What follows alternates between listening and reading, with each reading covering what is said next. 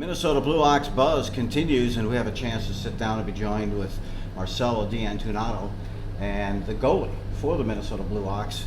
To date, a record of 10-3 and a goals of about 2.40 in goals against. Pretty impressive start to the season. You know, we're one of the best teams in the nation right now, and I think, if we keep working, and by the end of the season we'll be, a top contender, and we'll be able to win a national championship.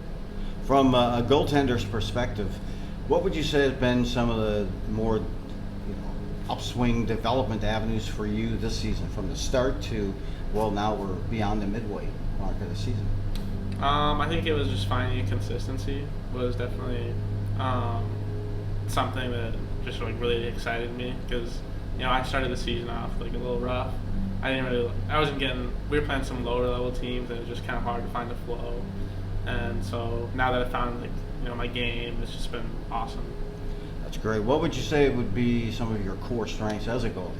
I pride myself on my tracking, and for being one of the bigger guys in the league, taller, I pride myself on being athletic. Nice. And so in terms of communication on the ice as a goalie, sometimes it's tough to see, but you've got to be heard when you're on that ice. How much communication do you have with the guys during the game? Oh, all the time. It's constant. I hate to see my guys get caught up and not know when someone's coming to pick their pockets, so I'm always yelling. What about hockey in terms of a general spark for you in your life? Was there a moment, or was there something that occurred that really kind of spurred your interest with hockey? I used to be the stick boy for the Prince Albert Raiders in the WHL. Oh, great. And I was there for training camp, and I asked to be the stick boy. Just came up to the bench, like, hey, I want to work for you guys. And I got to meet players like Draisaitl, Josh Morrissey, Mark McNeil, some other guys who are playing pro, not in NHL. And I always got to be around those guys, and for me it was just fun being there. But as I got a little older, I was like, oh wow, I want to do this. That's great. I just want to keep playing hockey as far as they obviously not at that level, but I want to keep playing as long as they have, just have as much fun as they did in juniors. What about your family, De Antunano family? Brothers and sisters, and in Texas, I understand is where you're from? Yeah, I have a sister, Miranda, and she plays up in Worcester, in Massachusetts, at Worcester Academy. She's a goaltender too. Wow. So who's the better goaltender?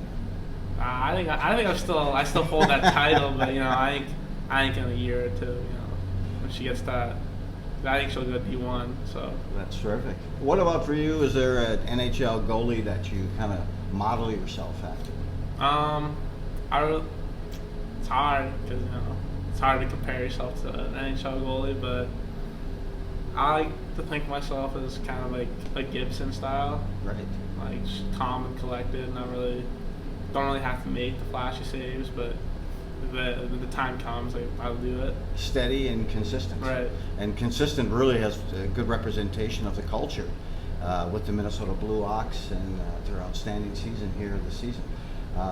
What do you have to say about that culture and being a part of that team? Just the grind. Everyone here is here to work. No one's here slacking off. I think that's what kind of separates us from a lot of junior teams. Everyone's invested. Everyone wants it, and we all support each other no matter what. Every team, we yell at each other, but in the end, we all come together for the goal. We all want to win the national championship. It seems like it's always a kind of a very positive mindset throughout the team. What about for Marcello next year? What do you see yourself doing? What are some of the goals you have in place? I want to play college hockey at the NCAA Division III level, or ACHA D1. I'm not sure where yet, but definitely something I want to do. How about, let me put you on a spot here. Hardest shot on the team. You see a lot of pucks. Yeah. Who has the hardest shot in the practices that you see, or maybe even the quickest shot? I think the hardest shot, probably Cale Gunners. I think's hard. But quickest shot, he doesn't use it that much, but when he tries, probably Claw or Tanner Weiss. Absolutely. Well, hey, thanks for joining us. Great to get to know you even more so, and good luck for the rest of the season. Thank you. Appreciate it.